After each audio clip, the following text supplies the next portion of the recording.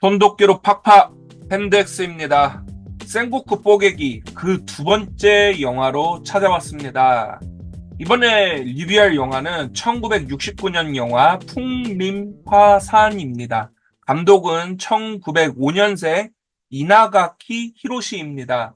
주요 인물은 미후네 도시로가 연기한 야마모토 간스케, 나카무라 킨노스케가 연기한 다케다 신겐, 사쿠마 요시코가 연기한 유 공주입니다. 이제 워낙 옛날 영화고 많은 분들 모르시겠지만 이제 그래도 유명한 미후네 토시로라는 배우가 야마모토 간스케를 연기를 했고요.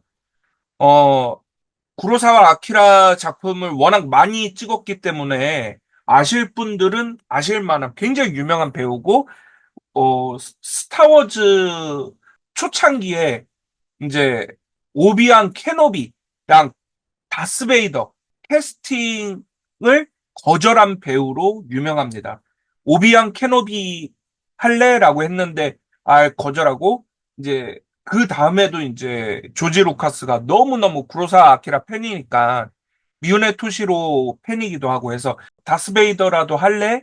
해주실래요? 그랬는데 이제 결국에 두 역할을 모두 거절한 그런 또 전설이 있고요. 이제 유명하기로는 그 저희 화살 맞는 짤로는 꽤 유명한 분이거든요. 거기에 나왔던 배우다라고 보시면 될 것 같습니다. 이 영화의 주된 사건은 간스케의 다케다 가문의 이적부터 죽음까지인 카와 나카지마 전투, 제4차 전투를 다루고 있습니다. 대략 1536년부터 1561년까지입니다. 오늘은 이제 주인공이 야마모토 간스케라고 보시면 되고요. 아직까지도 NHK 대하 드라마 이제 전국시대 대하 드라마에서 추천 순위에 항상 3위권, 5위권 안에는 들어가는 게 풍림화산이잖아요. 우리나라 사람들 막 이제 입덕하는 시리즈로 뭐가 좋냐 했을 때 풍림화산 시리즈를 계속 추천을 해주시는데 저도 그 풍림화산을 봤습니다. 이제 우치노 세이요 분이 연기를 했는데 간스케를 이 풍림화산은 꽤나 많은 분들이 알고 계실 것 같아요. 근데 드라마는 많이 보셨겠지만 이 영화는 거의 못 보셨을 거란 말이에요. 그래가지고 조금 차이는 뭐냐면요.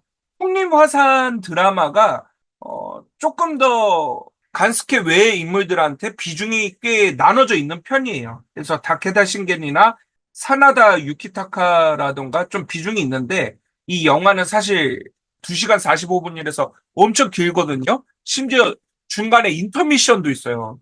그래도 이 영화가 길긴 길지만 드라마보단 짧잖아요. 그러다 보니까 이 영화 자체는 이제 간스케의 정수를 담기는 지대로 담았다. 다만 뭐 조금 더 다른 신겐이나 사나다나 다른 인물들을 보고 싶다면은 드라마를 보는 것도 추천한다. 하지만 간스케만 딱 보고 싶다 하면은 이 영화를 보는 것만으로도 또 충분하다. 그리고 이제 어차피 풍림화산 다음에 하늘과 땅, 하게무샤 리뷰를 계속 할 건데 그것도 결국에 신겐의 이야기가 나오거든요. 그래서 오늘은 신겐 말고 간스케에 집중을 하겠습니다. 이제 간스케는 어떤 캐릭터냐 했을 때 간스케는 삼국지로 따지면은 법정 이상은 된다라고 볼 수 있을 것 같아요. 엄청난 전략가고 사실 초창기에는 거의 뭐 제갈량 사마이급의 엄청난 인물이었는데 이게 어느 정도였냐면은 이 간스케의 이런 이야기들이 너무 전설적이니까 초반에는 이제 실존 인물로 취급을 당하지를 않았어요. 간스케 전설 중에 하나는 뭐 이제 이마가와 요시모토가 오다 노부나가 치러 가니까 이마가 요시모토가 패배하고 죽을 것이다라는 것까지 예견을 했다 이거예요. 완전 제갈량급이죠. 그 정도 급이었는데 이제 역사 실존 인물이라는 게 밝혀지면서 조금 더 역사적으로 점점 재평가가 진행되었다.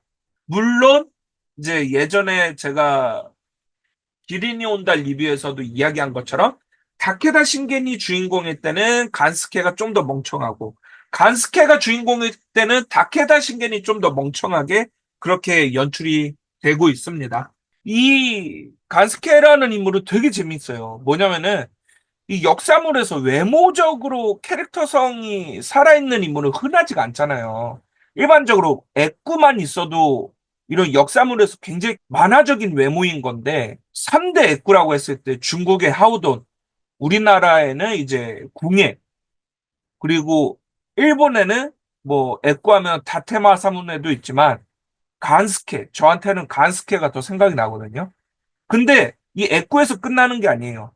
애꾸에 또 추남, 못생겼다. 방통의 이미지까지 있는 거예요. 근데 이 못생겼다가 눈이 한쪽에 애꾸라서 흉하다, 못생겼다 이 뜻일지 아니면은 진짜로 못생긴 거 플러스 애꾸인지는 알 수는 없지만 일단은 애꾸의 추남에다가 그리고 더해서 절름발이 그 나중에는 스님도 돼요. 머리 빡빡이까지 되는 거예요. 그러다 보니까 스님에다가 애꾸인 그 캐릭터만 해도 궁예라는 인물은 엄청나게 캐릭터성이 강하잖아요. 우리나라의 역사에서. 근데 이 간스케는 애꾸, 추남, 절름발이 스님이란 말이에요. 이 간스케는 벌써 모의 요소라고 할 수는 없지만 외모적으로만 따져도 엄청난 캐릭터성을 가진 건데 거기에 전략가, 엄청난 법정 이상의 전략가에다가 발도술까지 쓰는 엄청난 검객이라고 하니까 야 이거 전설 속에 그냥 사람들 재밌으라고 만든 인물이구나 까지 갔던 건데 알고 보니까 실존 인물이었다. 엄청나게 재밌죠. 이런 요소들이. 재밌는 것도 추남인데 이 간스케를 연기했던 배우들은 너무 다 잘생겼다는 거. 그런 포인트가 있죠. 이런 게 참 좋은 게 뭐냐면은 어 일본 전국 시대에는 워낙 사료도 많고 하니까 그리고 이렇게 특이한 캐릭터들도 많고 하니까 당연히 좋은 거지만 더더욱 좋은 거는 일본 제작사 측에서도 덕질을 해간다 그래야 되나? 이런 면을 우리나라가 진짜 배워야 된다라고 저는 생각을 해요. 일본은 매해 대하 드라마가 만들어지는 나라기도 하지만 전국 시대물은 진짜 파고 들어가는 그 제작사도 덕질을 하고 있는 게 삼국지를 예로 들어서 유비, 조조가 보통 주인공으로 나오잖아요. 그러다가 이제 제갈량, 뭐 조은이 또 주인공으로 나오기도 하고 주유가 주인공으로 나오기도 하고 일본 전국시대도 오다 노부나가가 나오기도 하고 도요토미 히데요시가 나오기도 하고 도쿠가 이에야스가 나오기도 하고 이제 다케다 신겐이나 뭐 그 주인공으로 나오기도 하지만 부하장수의 와이프가 주인공으로 나온다든가 이 정도로 파고 들어간다는 거예요. 그러니까 우리나라로 따지면은 어느 날 갑자기 이순신의 부인이 주인공인 영화가 나오는 거예요. 전국시대라는 그 시대가 점점 명료해지는 거예요. 점점 볼륨이 커지고. 그러니까 우리나라는 이제 뭐 한산이랑 명랑한 그 삼부작, 이순신 삼부작의 플러스로 뭐 세계관을 이어가는 드라마가 나온다고 하는데 이제야 시작했지만 사실 뭐 임진왜란으로 예시를 들자면은 이순신만이 콘텐츠냐 이거죠. 계속 더 파고 들어가야 되고 여러 인물들을 재조명해야지 단순히 임진왜란이라는 소재가 국뽕의 소재가 아니라 정말 다양한 면모를 보여줄 수 있는 소재가 될 수 있지 않을까 생각을 하고 뭐 그런 식으로 따지면은 여말선초가 진짜 많이 쓰잖아요. 뭐 정도전, 이성계, 그리고 이방원, 그리고 정몽주, 그리고 뭐 계속 쓸 수는 뭐 그나마 가장 깊게 파고들고 있는 시대가 여말선초인 것 같아요. 근데 우리가 좀 더 그렇게 많이 해볼 수 있는 시대상들이 진짜 많은데 그런 거에 비해서는 우리나라는 사극이 진짜 너무 안 나온다. 그리고 그런 식의 어떠한 연구도 이루어지지 않는다. 이게 정말 아쉬운 것 같고, 그 와중에 이제 이번에는 정말 특이한 다른 책사들도 진짜 많은데, 신겐의 책사인 간스케가 주인공으로 나오는 영화입니다. 신겐을 잠깐만 설명을 하자면은 유비 조조 송권급의 비중의 인물은 전국시대에서 오다 노부나가와 도요토미 히데요시랑 도쿠가와 이에야스예요. 이 셋인데, 근데 사실 이 셋은 이제 도요토미 히데요시는 오다 노부나가의 부하고요. 도요토미 이제 도쿠가와 이에야스는 동맹이에요. 약간 서로 견제 아닌 견제를 하는 동맹의 입장이에요. 그러다 보니까 얘네 셋이 너무 비중이 높은 인물이지만 결국에 한 편이라는 거죠. 그래서 얘네와 같은 편이 아닌 얘네급으로 인기가 많은 인물 중에 다케다 신겐과 우에스기 겐신이 있습니다. 이 둘의 이름은 웬만하면 다 아실 거예요. 그래서 우에스기 겐신이 다케다 신겐급이라고 하기에는 약간 작품이 더 적어요. 다케다 신겐보다. 근데 이게 약간 일본 사람들의 특징인지 이 일본 역사 소설은 그런 것들이 이제 걸작으로 된 사실 비극이 진짜 약간 일반적인 로맨스보다 더 막 사람 마음을 움직이잖아요. 흔든단 말이에요. 그리스 비극이 지금도 사람 마음을 흔드는 것처럼. 그래서 그런지 이제 정말 유명한 시바 료타로 작가분도 실패한 사람들을 주인공으로 더 소설을 많이 썼어요. 우리나라는 약간 실패보다는 업적을 이뤘다던가 아니면 이제 우리나라가 감정기를 겪었기 때문에 뭔가 이제 외세 침략을 이겨낸 사람들을 주인공으로 한 소설이 많다면은 일본은 되게 실패한 사람들을 주인공으로 한 경우가 많다. 물론 성공한 뭐 도요토미 히데요시 도쿠가와 이에야스도 있긴 하지만 오다 노부나가도 어떻게 보면은 이 전국 통일을 바로 앞에 두고서 배신으로 실패한 사람이잖아요.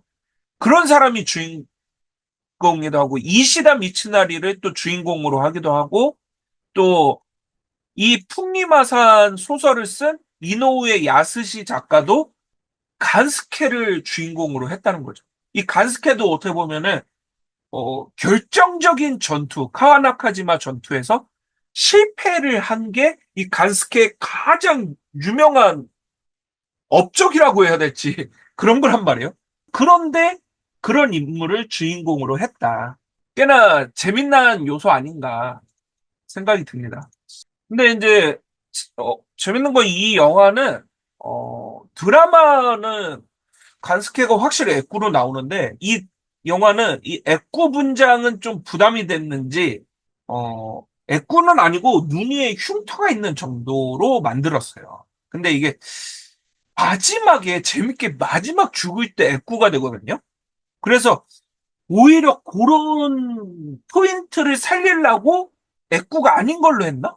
마지막에 갑자기 화살을 맞고 애꾸가 되니까 더 막 이런 폭렬한 비장미가 확실히 느껴지더라고요. 그래서 이 영화는 초반에 보면은 간스케가 이제 자기랑 같이 일하던 애를 희생양으로 만들어서 속이고 이제 이타가키 노부카타한테 눈에 들면서 이제 신겐 다케다 가문에 입적을 하게 됩니다. 이타가키 노부카타 짧게 설명해 드리자면은 다케다 가문에서 약간 똑똑한 전이 같은 인물이에요. 했고, 그런데 여기서 배우가 너무 좀 순한 인상의 배우를 캐스팅했더라고요.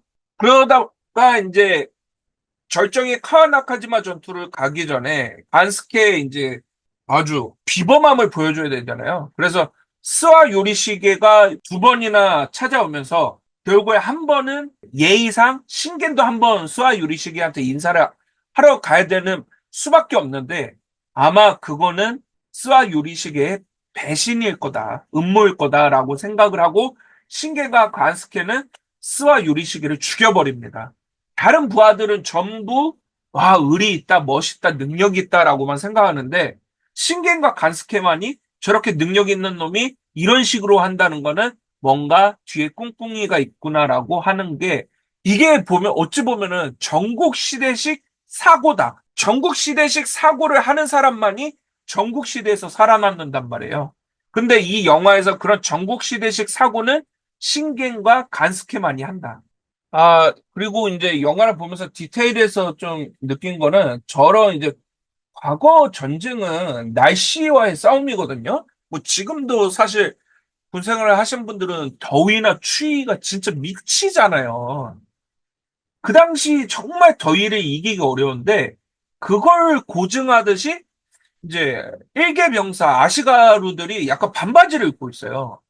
그러니까 우리는 뭐 죄다 갑옷 입고 이런 거를 상상할 수 있는데 의외로 이렇게 안 입고 있는 경우가 흔할 수 있다. 갑옷을 안 입고 있는 경우가. 그거는 일단 더위가 가장 크기도 하고요. 이래하면 장점이 많아지는데 이동이 편해져요. 가벼워지고 빨라지고. 더위에는 당연히 좋고 그리고 가장 큰 장점은 병사 한 명의 가격이 싸진다는 거예요. 그러니까 완전 무장은 장군급만 한다는 거죠. 그리고 일반 병사까지 완전 무장을 한다는 건 그거는 그 나라가 엄청나게 잘 살게 되면은 가능하겠지만 사실 잘 살게 되는 나라도 일개 병사를 그렇게 완전 무장시키진 않습니다. 그래서 정말 정예부대나 완전 무장을 시키고 소위 고기 방패들은 완전 무장을 하지 않습니다. 이제 그림 그리시는 분들은 일본 뭐 전국시대 병사 할 때 얘한테 칼도 병사한테 칼도 두세 개 차고 조총도 차게 막 화살도 들고 있어. 이런 완전 무장급의 병사를 어떻게 만드냐 이거예요. 그런 건 장군급이나 가능한 거고 일반 병사는 그냥 이제 몸통을 가리는 이제 갑옷이랑 창 정도 들고 있는 거예요. 거기에 뭐 팔을 보호해주는 보호구나 진짜 하체 보호구까지 있으면 엄청난 거고요. 그럴 일이 거의 없다. 그런 일을 완전 무장을 해서 고기 방패를 하면은 죽을 때마다 돈이 엄청나게 깨진다는 거죠. 그 갑옷을 벗겨가지고 다시 들고 오는 노동력도 엄청나게 비싸요. 그러니까 그런 행위가 불가능하기 때문에 어찌 보면은 이렇게 반바지를 입힌 병사들이 보증을 꽤나 잘 지켰다. 뭐 앞서 한번 말씀드렸지만 이 이제 유히메라고 하는데 스와 히메라고도 해요. 히메는 이제 공주라는 뜻이고 스와는 이제 스와 성, 스와 지역의 히메다. 스와의 히메다 이 소리거든요. 이 여자가 영화 풍림화산이나 드라마 풍림화산이나 다 비중이 엄청 커요. 근데 뭐 물론 신겐의 어떤 캐릭터를 보여주게 되는 인물이기도 하고 이러다 보니까 있을 만한 내용이긴 하지만 이 스와히메의 어떤 플롯들이 너무 질질 끌어지고 매력적이진 않다. 그래서 전 풍림화사 드라마 봤을 때 스와히메 그 챕터가 진짜 힘들었거든요. 너무 재미가 없는 거야. 오히려 조금 더 매력적으로 좀 잘 다뤘으면 어떻을까 싶은데 이제 스와히메라는 인물은 자신의 아버지를 죽인 원수의 측실이 되는 거예요. 측실이. 그러니까 되게 비극적인 여자인 거죠. 근데 또 웃긴 거는 결국에는 이제 이스와 히메가 낳은 아들이 다케다 가문의 가주가 되면서 이제 이 다케다 가문 멸망의 아주 원흉이 돼요. 이제 잘못된 판단을 해서 완전히 멸망에 이르는 그런 전투를 하거든요. 그래서 결국에 어떻게 보면은 이제 우스갯소리로 스와히메는 자신의 원수의 아들을 낳아서 그 가문을 없앰으로써 복수를 이루었다. 이렇게 평가를 받기도 합니다. 근데 여기 대사들 보면은 제가 하나하나 제가 말하긴 좀 그렇지만 여자를 무시하는 발언을 진짜 많이 하거든요. 근데 이게 진짜로 전국시대 여자를 있는 그대로 보여주는 거라 생각을 하고요. 진짜로 막 어떤 사람은 이제 약간 이제 일본, 막 일본 너무 일뽕에 빠지신 분들은 뭐 전국시대 여성이 조선시대 여성보다 낫다는 말을 계속 하는데 이 영화 보면은 그런 소리는 못할 것 같아요. 굉장히 그냥 수단으로서 조종받는. 그러니까 약간 그런 거거든요. 전국시대 여성이 조선시대 여성보다 나았다라고 평가받는 이유 중에 하나는 뭐냐면요. 일본 사료에 그나마 일본 여성 이야기가 꽤 많아요. 그리고 일본 여성의 이름이 남아있는 기록이 꽤 많아요. 이게 되게 차이가 크다는 거죠. 조선시대 기록은요, 여성의 이름은 누구누구의 부인, 누구누구의 딸, 누구누구의 어머니로만, 남자의 관계인으로만 나온다는 거예요. 그러다 보니까 조선시대는 여자 이름도 못 쓰던 시절이야. 여성 인권은 말도 안 돼라고 하지만, 근데 제가 봤을 때는 전국시대에서 여성이 도구로서 쓰여지는 거나, 결국에는 뭐 어떤 나라가 더 여성 인권이 뛰어났냐는 사실 뭐 크게 알 수 없다라고 볼 수 있을 것 같아요. 그러니까 그 중에 또 하나가 뭐냐면은 여자가 이제 뭐 실제로 검을 잡기도 하고 실제로 전장에 나가서 남자와 동등한 위치에서 전투를 하기도 했다라고 하는 것도 이제 전국시대 여성의 권위를 이야기해 주는데, 그러기에는 조선시대는 정말로 평화로웠던 시대잖아요. 몇백 년 동안. 우리나라도 전쟁이 막연한 시대 때는 여자도 칼을 들어요. 병사가 부족한데 여자는 집에만 있게 하진 않습니다. 여자들도 다 칼을 들고 나가서 싸워요.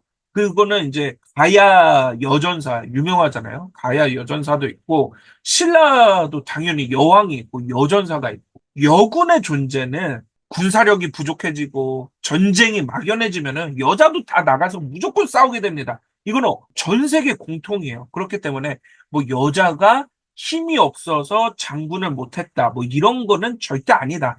전국시대는 그 여자의 힘도 하나가 부족했던 때니까 걔네들도 창들고 검들었다라고 보는 게 더 맞습니다. 그게 여성 인권을 대변해 주진 않는다라고 봐야 되는 게 저는 맞다고 생각합니다. 그리고 재밌는 것 중에 하나가 뭐냐면요, 일본이 항상 다루는 이 전국시대 사극은요, 약간 미래지향적인 성격을 많이 띄어요. 이거는 여러 가지 이유가 있는데, 일단은 현대에도 쓰이는 무기가 총이 도입이 되었다는 그 상징성을 가진 시대란 말이에요. 일본은 이때부터 근대가 됐다 이거예요. 약간 그런 거 있잖아요. 우리의 근대화는 뭐 일본이 와서 해줬다, 또는 서양이 해줬다. 그러니까 전 세계가 근대화라는 거는 서양화다.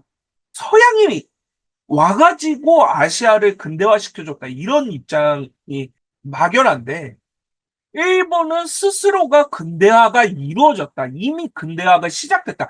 미국에서 오기 전부터 일본은 스스로 총을 도입을 했고, 총을 자체 생산하는 능력을 갖췄고, 그런 거가 있다 보니까 전국 시대가 약간 바로 미래를, 근대를 나아가는 그 발돋움이 바로 전국 시대였다.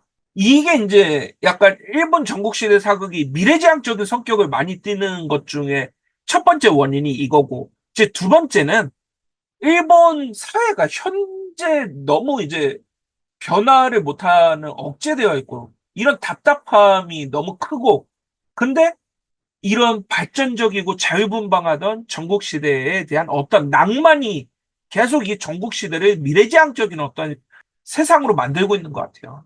이 두 가지의 이유로 보통 봅니다. 근데 이제 이 전국시대에서 미래를 바라보는 어떤 시선은 당연히 뭐냐? 전국 통일이겠죠. 천하 통일. 뭐 얘네가 계속 다루는 게 되게 미래지향적이고 더 초월적이고 앞서 나가는 무언가를 하고자 하는 이야기처럼 다룬단 말이에요. 그래서 이 전국 통일, 천하 통일이라는 것도 당연히 미래적인 모먼트고, 더 나아가 에도 시대라는 게 상징하는 평화 시대를 나아가고자 하는 그런 것도 있고, 오다 노부나가의 총기 사랑도 약간 그런 점이고, 근데 이 영화에서 보여주고 이 신겐과 간스케 그리고 가이국에서 보여주는 상징성은, 이 미래지향적인 모먼트는 바로 바다예요.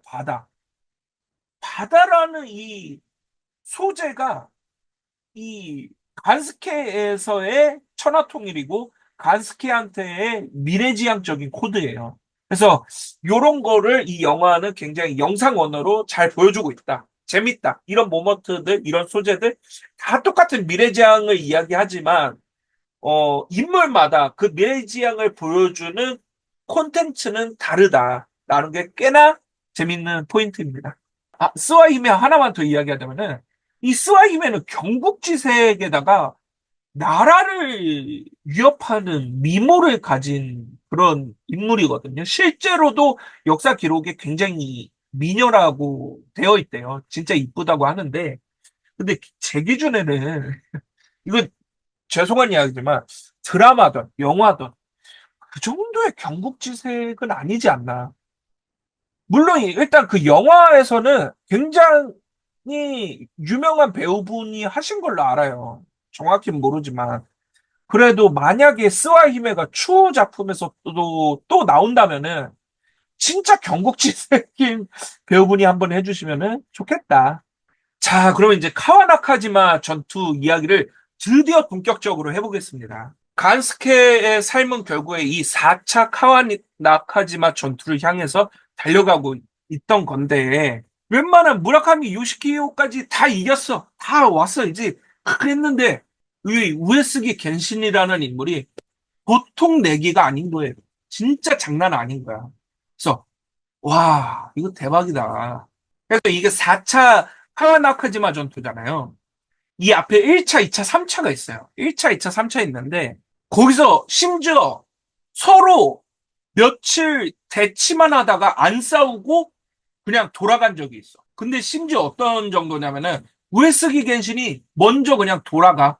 돌아가면은 보통은 쫓아가서 조금이라도 죽이기도 하거든요.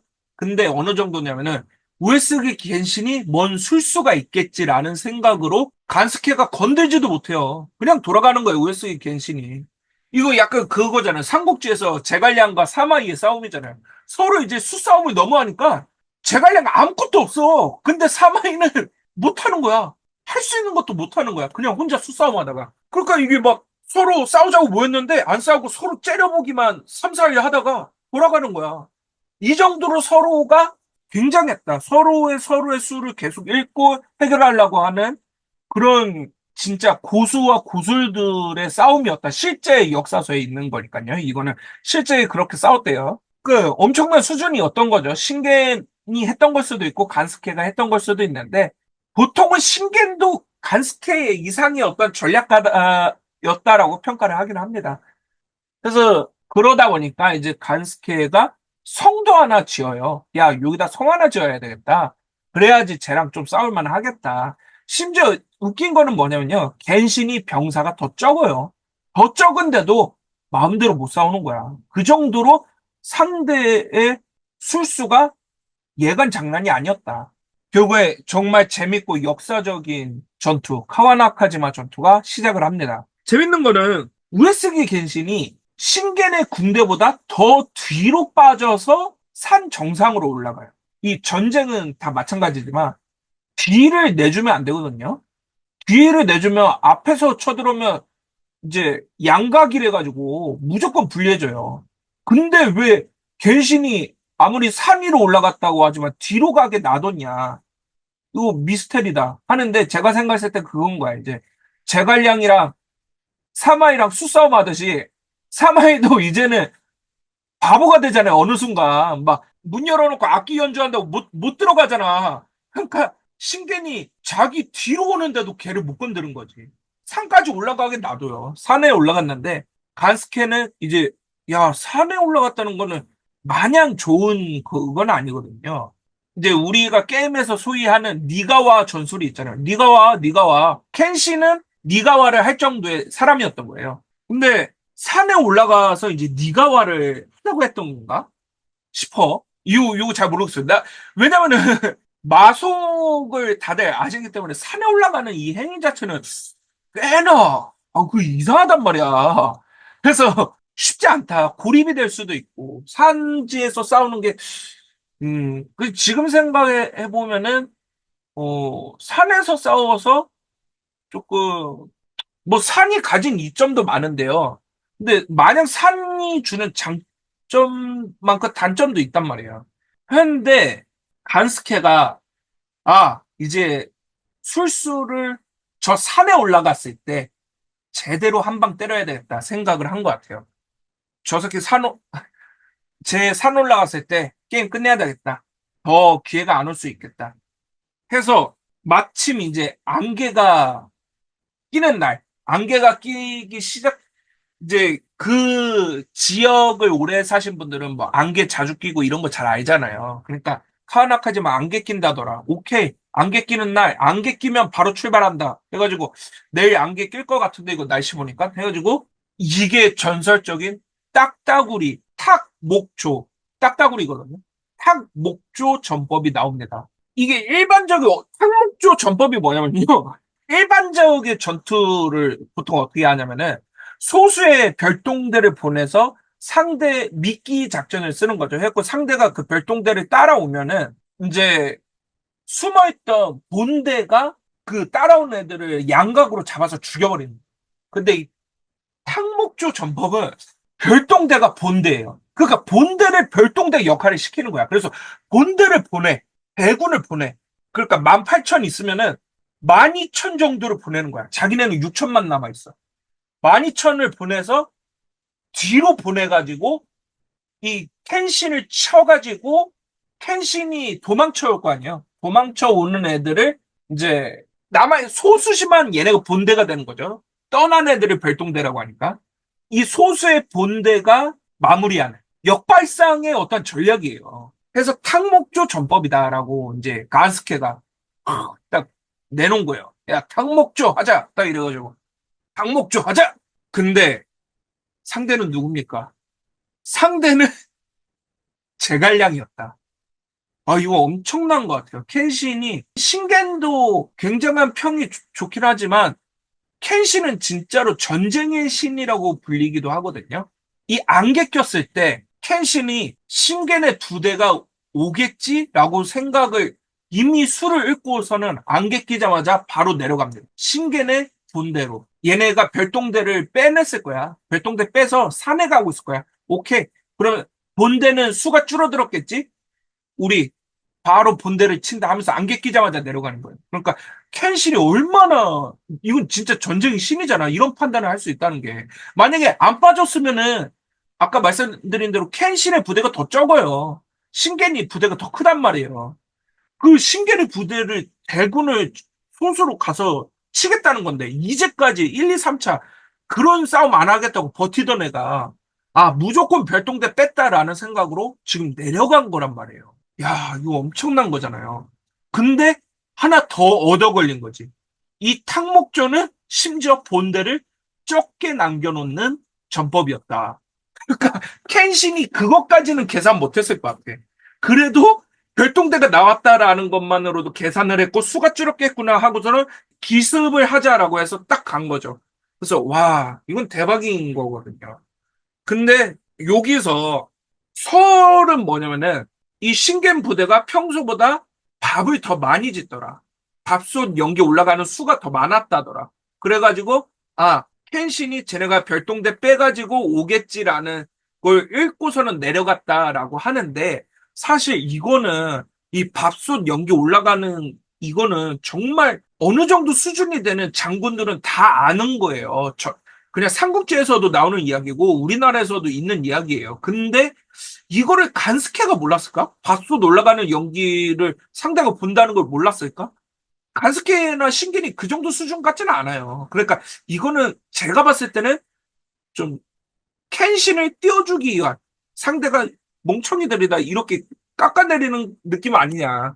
해서 결국에는 켄신의 본대도 아니지. 켄신의 모든 병력이 내려가서 신겐의 본대와 싸우게 됩니다. 간스케는 이제 난리가 나는 거죠. 와, 망했다.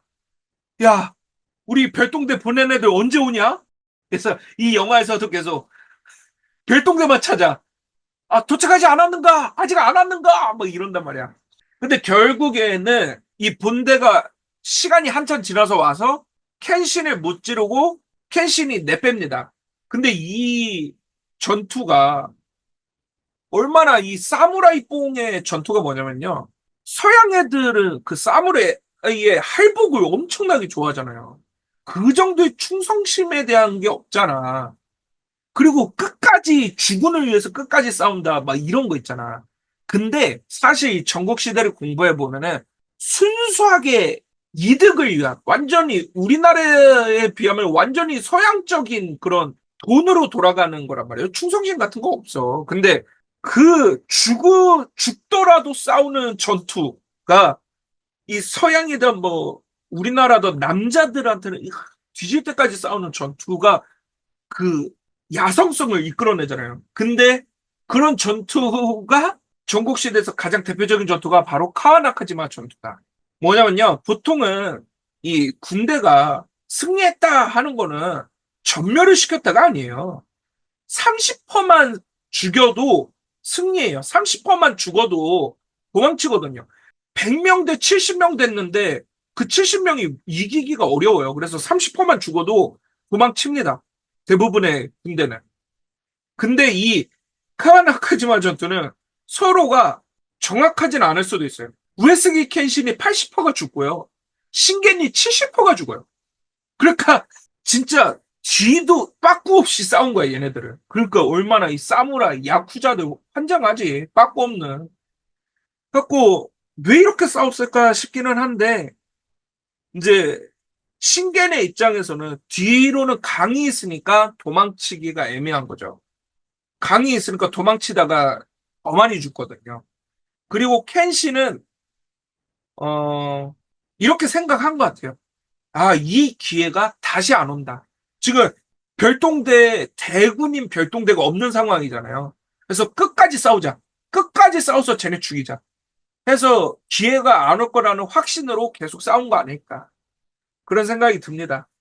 결국에는 이 전투로 간스케가 죽습니다. 어떻게 죽냐면은 하도 주요 장군들이 하나하나 다 죽어나가니까 여기서 그 신겐의 동생까지 죽거든요. 정말 신겐을 잘 따르고 보좌를 잘했다고 하는 동생까지 죽어요. 그러니까 간스케가 지가 모시던 죽은 애 동생이 죽었는데 자기가 살아있을 수 있겠냐고 해가지고 가서 자기도 죽습니다. 그래서 이제 적들과 싸우다가 죽는데 어쩔 수 없는 선택이었다고 봐요. 이거는 자신의 실책이었기 때문에 자기가 살아 돌아갈 면이 서질 않는 거죠. 그래서 죽어버렸다. 결국에 이 카나카지마 전투로 인해서 이때도 오다 노부나가는 그렇게 대단한 수준은 아니었다. 신겐과 켄신에 비하면.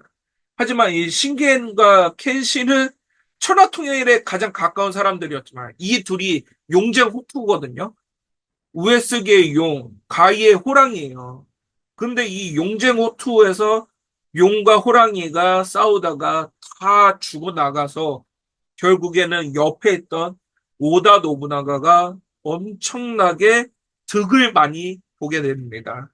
그래서 신게는 결국에는 켄신이라는 사람 때문에 얘를 상대하다가 천하통일을 이루지 못했다라고 보는 게 정확하겠죠. 이 시간 동안 오다 노부나가는 자기의 군사력 계속 키워나가고요. 총기도 더 많이 만들고요. 뭐 이런단 말이에요. 그래서 참 일본 사람들은 이런 비극적인 거 참 좋아하고 우리나라는 특히 이런 비극적인 전쟁은 어 황산벌, 황산벌 정도 보면 항상 김유신보다 계백을 더 좋아하는 것 같아요. 해가지고 뭐 그 김유신의 어떤 이미지 때문일 수도 있지만 그래서 그런 점에서 꽤나 참 재밌는 전투고 아무튼 저처럼 전쟁사 영화, 전쟁 영화 전부 챙겨보는 스타일이라면 이런 카와나카지마 전투 같은 거 꽤나 재밌다. 근데 이게 전투가 재밌지 영화까지는 재밌진 않아요. 영화는 옛날 영화다 보니까 확실히 전쟁 씬이 조금은 부족하다. 근데 좀 재밌는 요소 몇 개 이야기해 드리자면은 이 카나카지마 전투를 상징하는 가장 유명한 장면 중에 하나가 이제 우에스기 켄신이 본대까지 와가지고 신겐의 목을 치려고 그랬는데 신겐이 그 지휘용 부채로 막았다. 이거 뭐 진짜인지 모르겠지만 아무튼 이 영화에서도 꽤나 주요 장면으로 나오고요. 굉장히 전설적인 장면이에요. 검을 부채로 막았다. 딱 이런 거.